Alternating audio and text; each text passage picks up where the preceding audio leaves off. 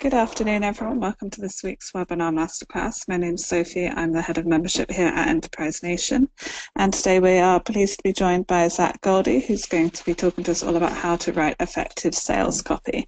So if you have any questions throughout the presentation, please do type them into the question box provided, and we'll try and get through as many of those as we can in a Q&A at the end. So welcome, Zach.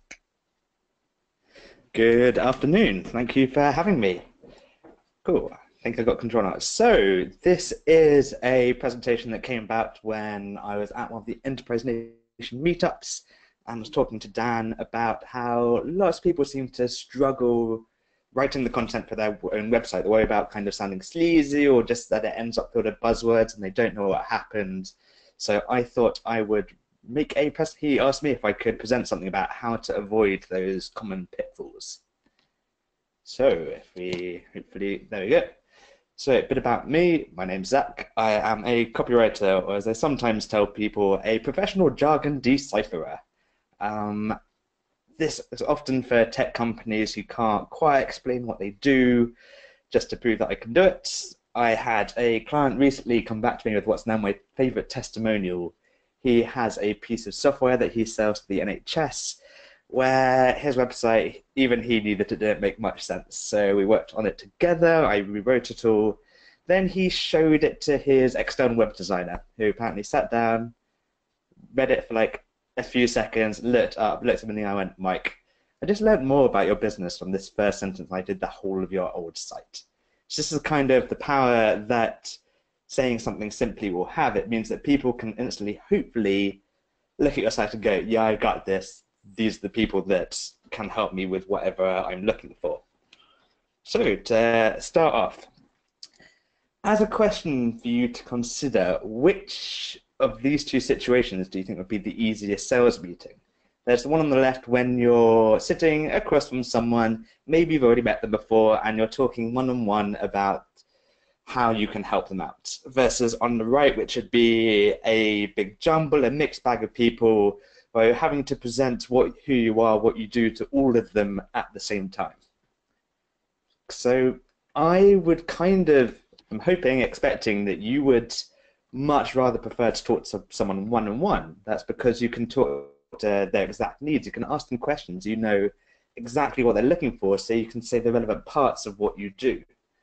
As opposed to the right, which is more kind of scattershot approach, because you've got all these different people. You have to try and work out what you can say that talks to all of them at once. And to me, that feels harder. It's due to this. So this is like my hypothesis of why lots of people find writing a website hard.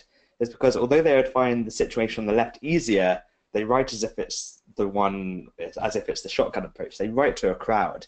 And that means you get caught up worrying about how to talk to all of these people at the same time. And it gets kind of hard. So this uncertainty about who you're talking to, often I would blame for the vague statements you see everywhere. You see, this is from a software developer who, we craft digital experience to excite and inspire. To me, isn't that helpful if I'm looking for someone to sort out something very specific to me? You also get people copying each other. Again, this was snippets from 3 different software developers, where it's 3 variations on we have experience, which is like, cool, you have experience, so does everyone else. Tell me something more helpful, please. So as an initial foundation for what the rest of this talk is about, I'm going to try and encourage you to imagine you're talking to one person, to write your website that way, instead of writing to everyone at the same time. Cool, so we're going to be going through an approach where it's got 3 steps, because it's a bit like making Lego. If you follow the instructions, you'll make something more coherent much faster than if you try to grab everything out of the box, throw it back together and hope it works, which is what kind of you're doing if you sit down and stream of consciousness onto a website.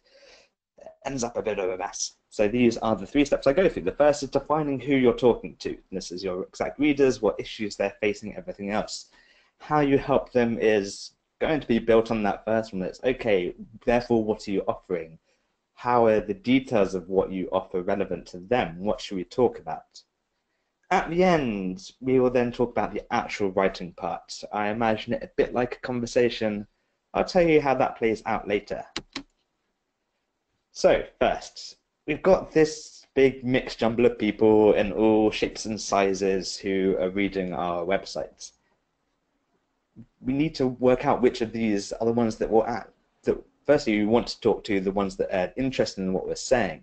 So let's say you're a tennis coach.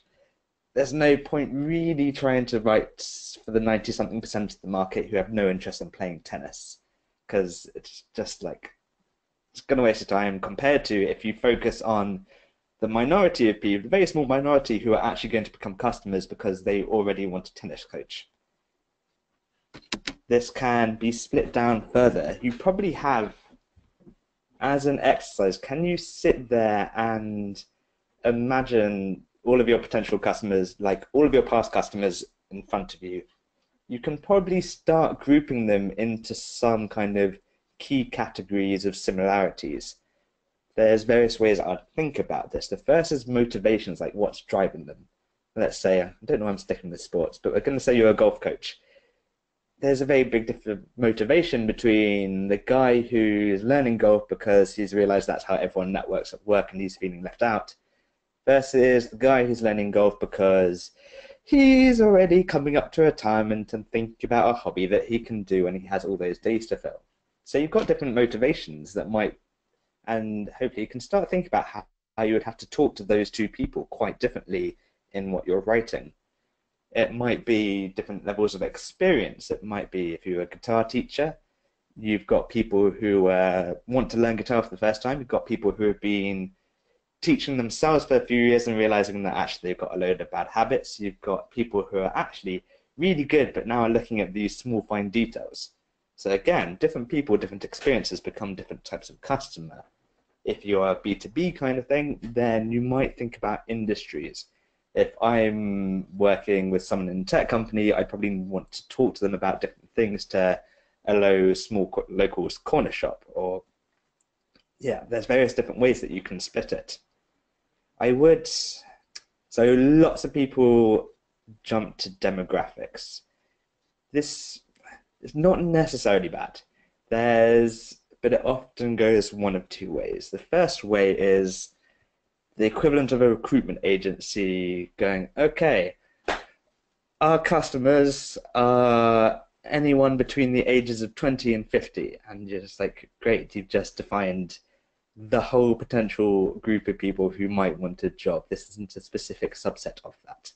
So people can be too broad with these demographic things.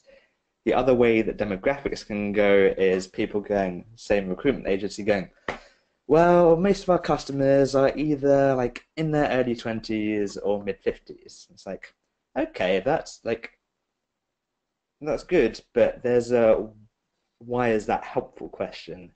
Why is that helpful comes because that refers to these, I'm pointing and you can't see my hands. That's helpful because that refers to these three earlier bits. Maybe those two groups have different motivations, experience, or industry things. And you can sit there and go, okay, well, what's different about these people in their 20s and 50s? The people in their 20s, possibly fresh out of uni, have been doing lots of job things for summer internships the last few years, but now want to get a graduate job, versus the guy in their 50s who maybe hasn't had to make a CV in the last 20 years and they're now looking for senior management roles. You can see how these demographics are, to me, only important because they inform these other aspects. So think it through. Here are your customer types, split them into groups. Now, for each of your groups, you've probably heard people talking about businesses solving problems. And I agree with that. I'm not going to disagree because it's very true. The bit where I see people, to me, making slight mistakes is because instead of a problem, they come up with a goal. They say things like, we help other businesses, we help people grow their business. It's like, okay, that's cool, but that's a goal, and the goal isn't a problem. And the goal isn't a problem in my head until an obstacle gets in the way. So I have three parts. It's the identity of who are they, why do they, like, how can we identify them? Are they marketing managers? Something like that. the goal, it might be to grow their business, but then you have the obstacle, which is, but their adverts aren't working. And this is important because I'm going to quote myself because I think it's funny. So, to a kid wanting to lick their elbow, all they have is a goal. Like, they can sit there happily playing in the mud thinking, this afternoon I'm going to lick my elbow and it's going to be great. If you come up to them at that point with advice of how to do so, they will probably kind of brush you away or fling mud at you. It's only later when they then try to lick their elbow and discover their tongue isn't long enough that they found an obstacle. It's now a problem which you could talk to them about.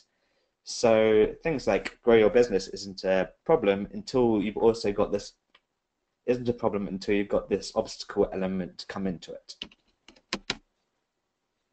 So at this point, at the beginning, we were talking about writing as if it's for one person. So you've kind of got two options here. Option one would be, sorry, I've got a cold, so I'm running out of breath quite easily because my nose is still blocked. So option one would be talking to the majority. Have you got a customer type that actually fills kind of 80–90% of who you serve? Because if so, you can probably, it's worth focusing what you write to that main majority, because you'd rather just they become more keen. If your 10% minority get turned away, then I would say that that's a worthwhile trade-off. This is especially true if, so I've got someone I'm working with at the moment, software agency, where I asked them, like, do you have a couple of main client types? And he goes, well, we've got established businesses who want a new piece of software because they've got admin issues in their back end because they can't keep up with stuff now that they're a big company, so they want us to make something that will fix that. The other option is new startups who pretty much want us to make their whole product that they're then going to sell to people. I'm like, okay, that's like fair enough. And is this an equal proportion? How does this play out? He goes, well, those big companies with back-end issues probably actually make a good 80–90% of our customers. I'm like, okay, great. So would you mind if I only spoke to them? He goes, actually, that's fine because those startups actually don't have that big a budget and they cause a disproportionate amount of headaches. So it goes from looking like this to this, where hopefully it's kind of, are you really going to sacrifice the clarity to the majority just for this small section of your potential customers who don't even contribute that much? So option one is now only writing to one person. Option two would be to divide site visitors early on. If you've got two or more main types of customers, then I've done it myself, and I've seen it done increasingly often at the moment, which is on your homepage, you could have, say, are you an A, B, or C with appropriate buttons?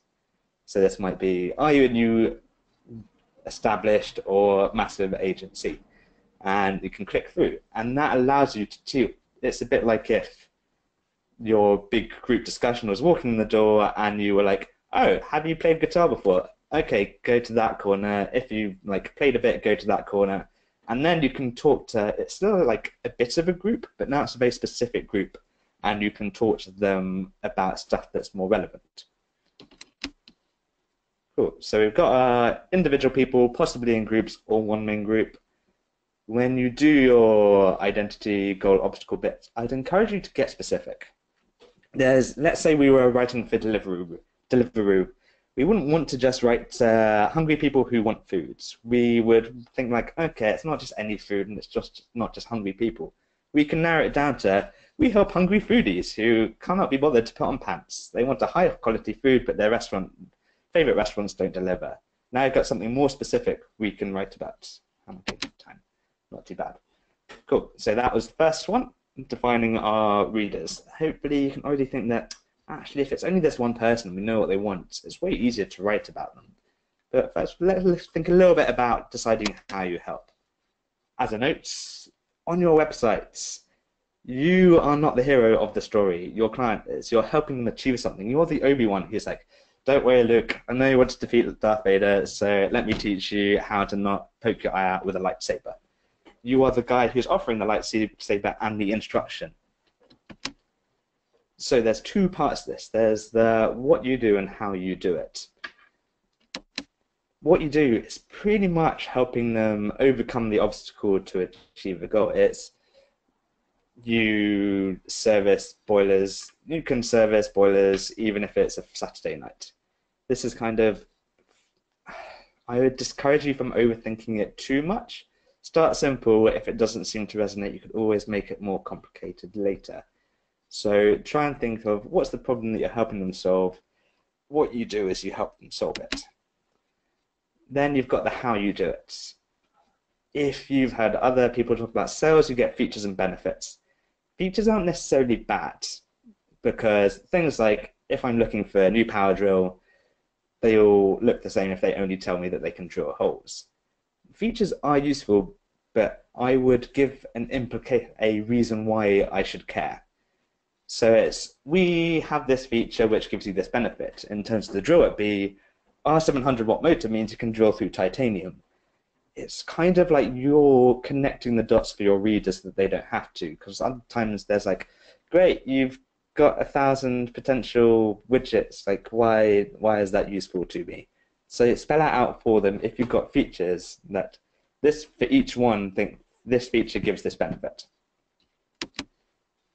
Now, this already in my head forms a little kind of rough thing of, we help you do this thing even if you have this obstacle.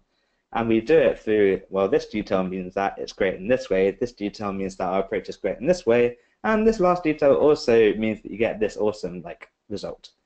So you can see a bit of a, it's more teaching than selling. It's saying, yep, we can help you with this thing, this is how we help you. And to me, that's not salesy, that's just being helpful. So those were our first two parts. Define your reader, decide how you help. Then the third bit is write your conversation. There's actually 3 subsections to this, because even now I still don't jump in and just write everything straight off. Instead, I assume that my visitor has come and clicked on my website with a few questions in mind that they want answering. If it's a tech company, it might be something like, okay, so what's the general idea? How does this work? How would I use it? Can I trust it? That last one's especially important if there's money involved.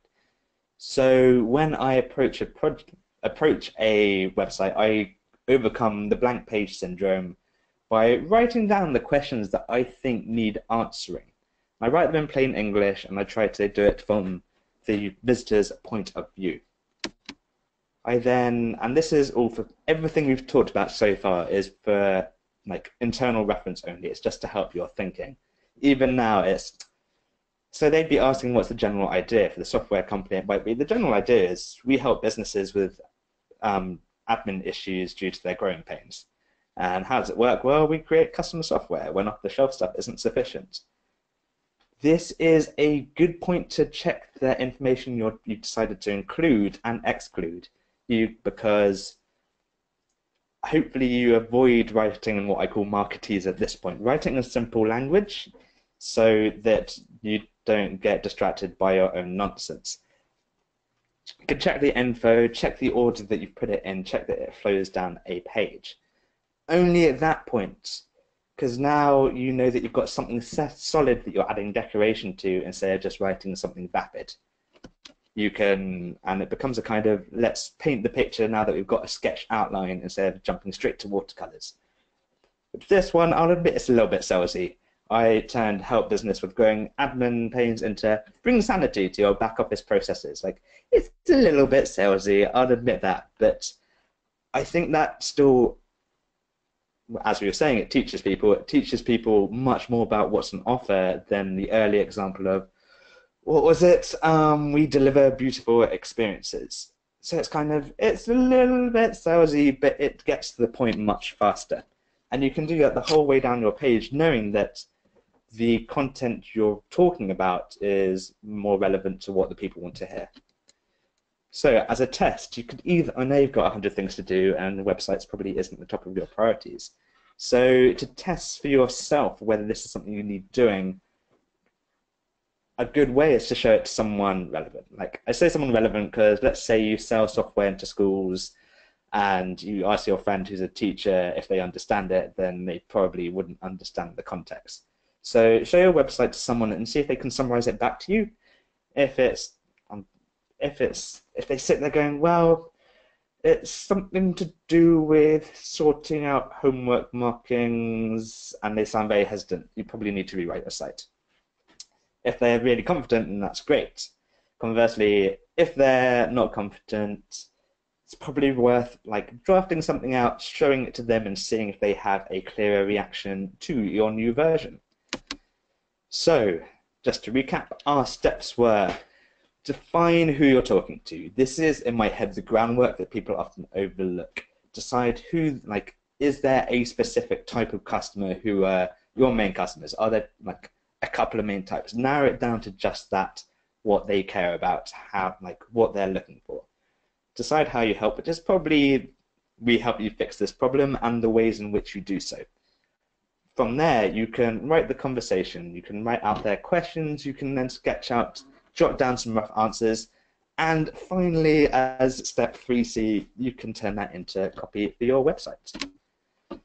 So that is the end of that talk. I have pretty much written it all out, so if you want this as a little 2-page summary, feel free to drop me a message at this email, and I will ping it across to you. And that is me done. Thank you for listening. Do you have any questions? That was great. Thank you, Zach. We've had a couple of questions in, but if anyone has any more, please do type them in and we'll try and get through some of those now. So our first question here is from someone whose business has the initial inquirers who visit their website are not necessarily the budget holders or decision makers who end up being the eventual client. So the question was, who should you aim your copy at, or should you try and divide those two audiences when they first visit the site? That is strange. I was talking about this with someone last week at another event who was having that same issue. We kind of agreed his was to do with compressing images to upload them on websites, and the people that visited were the tech guys who care, not the managers who have the budget.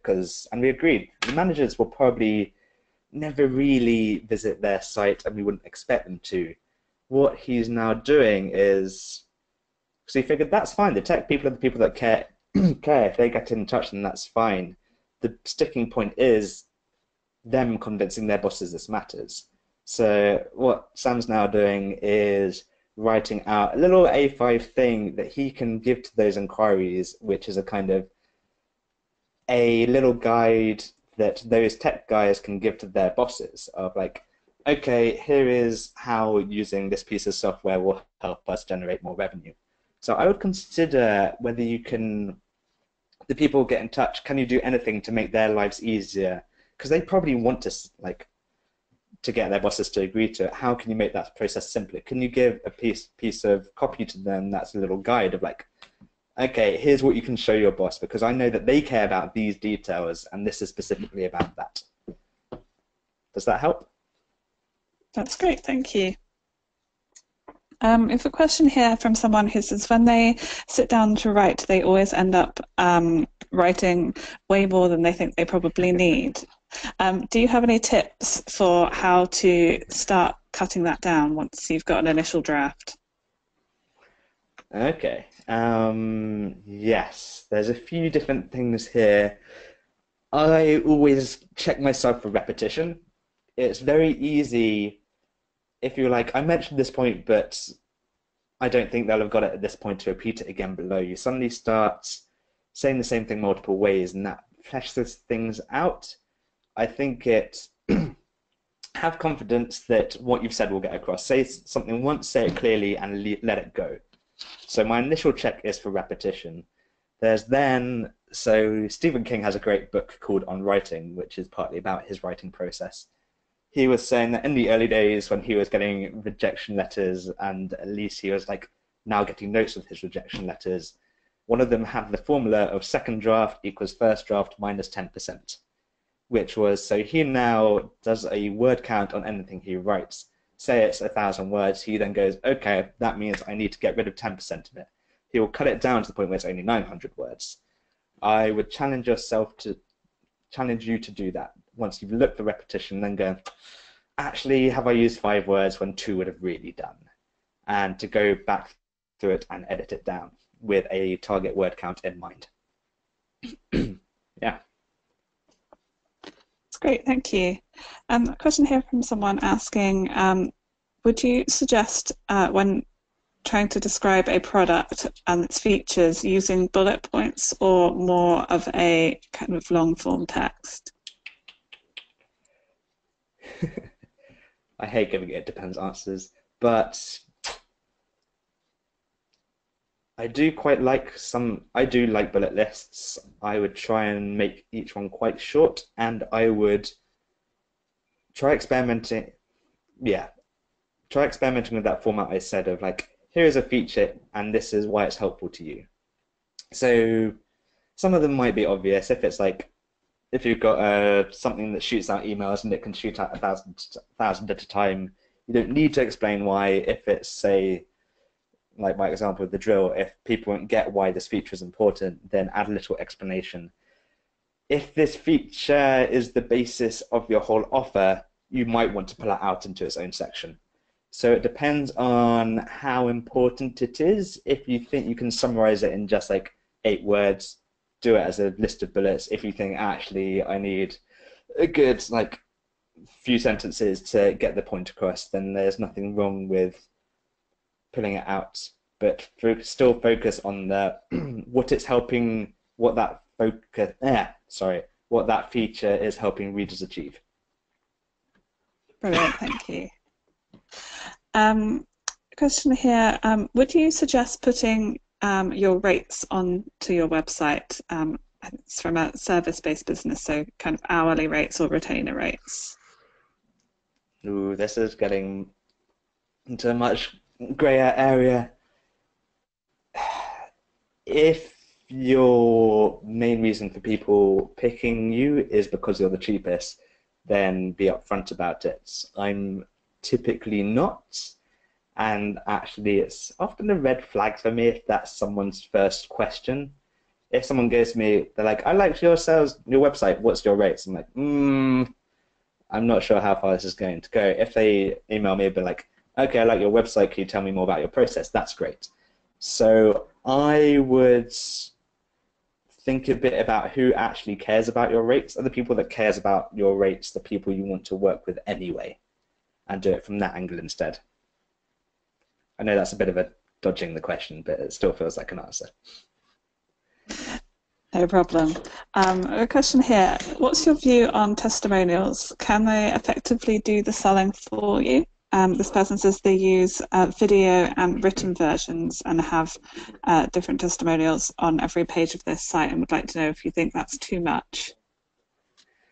Every page.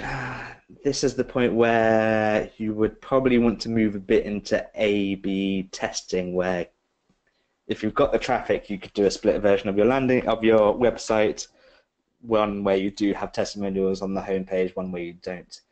I doubt that they'd be harmful. I think testimonials are more helpful if they support one of the points that you wanted to make anyway. So if you, let's say it's the software developers, if they're like, they were great to work with, you're like, sorry, my throat's getting dry now. So if they had a client who was like, yep, we would highly recommend working with Atlas, it's like, okay, that's cool, but if people were coming to your site because they've got admin problems and you had a testimonial instead about how office life is way easier now that we've worked with these developers, then that would be more powerful. So I would have a bit of a check of whether your testimonials are saying anything other than they're nice, like they're generally nice and competent. Are they supporting a feature that you want, an aspect you want to boast about? That's brilliant, thank you. I think that's all we've got time for today. So thank you everyone for joining us. Next week we have a webinar all about how to carry out successful market research for your business. So hopefully some of you will be able to join us for that one as well. And thank you very much, Zach, for a really detailed presentation there. My pleasure.